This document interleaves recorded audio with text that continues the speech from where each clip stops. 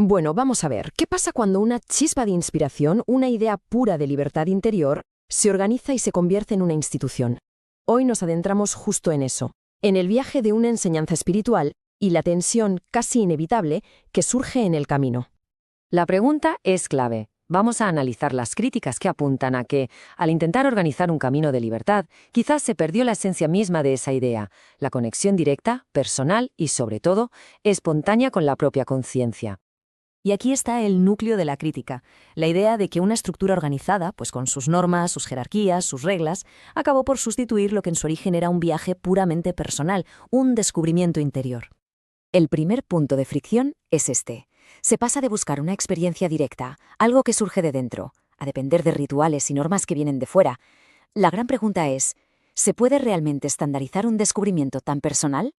Y aquí está, yo creo, el quid de la cuestión. Se pasa de un mensaje que dice la respuesta está dentro, en la propia energía interior, a una estructura que parece decir la respuesta está aquí fuera, en la jerarquía, en lo que otros dictan. Es un cambio de foco radical. Claro, este cambio de foco trae una consecuencia que, según los críticos, es bastante preocupante. En lugar de fomentar la autonomía espiritual, se podría haber creado sin querer una especie de dependencia psicológica, una dependencia del grupo y de sus prácticas. Pero las críticas van incluso más allá.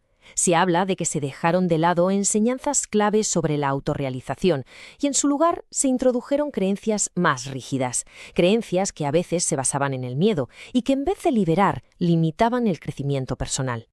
Y claro, toda esta rigidez externa tiene un eco, un impacto dentro de la persona.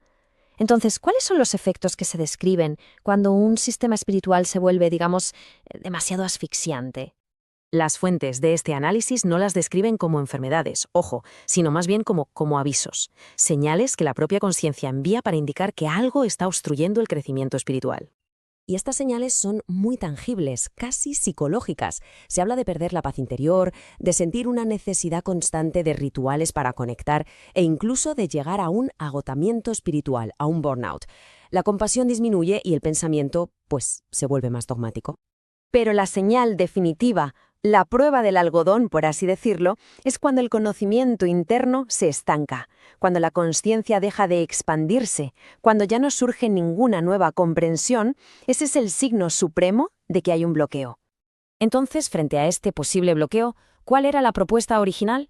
Pues la respuesta, según la enseñanza, no estaba fuera, sino dentro, en un despertar interior.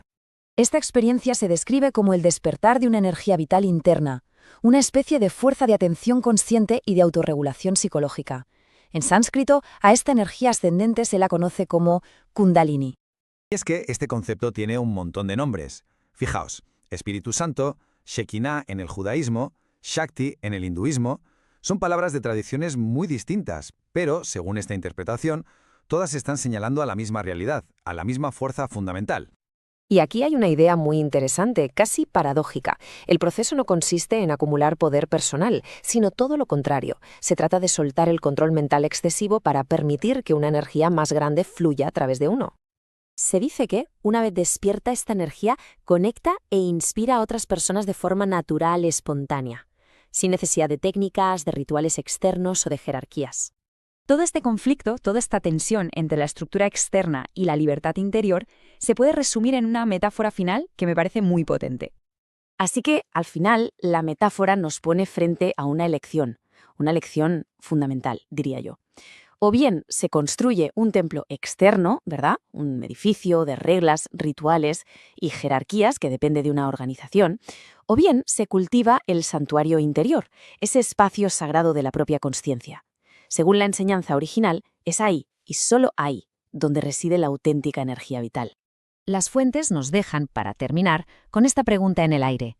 ¿Un verdadero camino espiritual conduce hacia afuera, en busca de estructuras y organizaciones, o conduce hacia adentro, en busca de uno mismo?